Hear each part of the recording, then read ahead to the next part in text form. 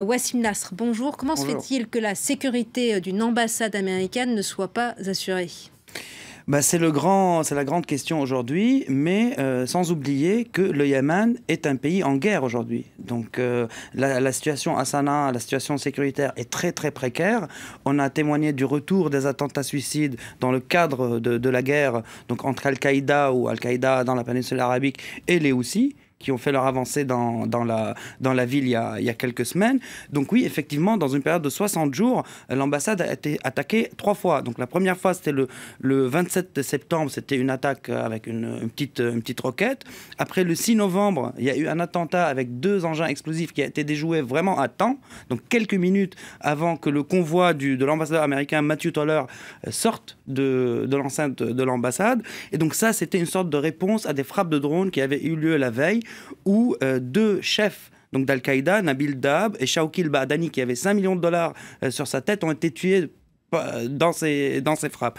Et après, il y a eu hier matin, donc le 27 novembre, il y a eu 2 IED déposés le matin, activés à 7h51 du matin, selon des sources d'Al-Qaïda même. Maintenant, les autorités yéménites disent qu'il y a eu attaque à main armée.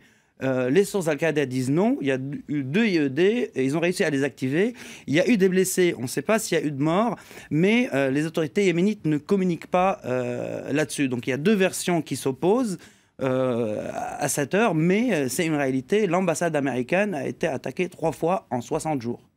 Et donc au Yémen, la guerre se poursuit entre les États-Unis et Al-Qaïda. Bien sûr, le Yémen est devenu ou est un territoire de guerre, de confrontation directe entre Al-Qaïda et les États-Unis. Il faut savoir que les frappes de drones américaines ont commencé au Yémen en 2002, qu'ils ont été accentuées sous la présidence Obama, qui a dépassé de loin le nombre de frappes sous la présidence Bush. Ça, peu de gens le remarquent, mais c'est une réalité.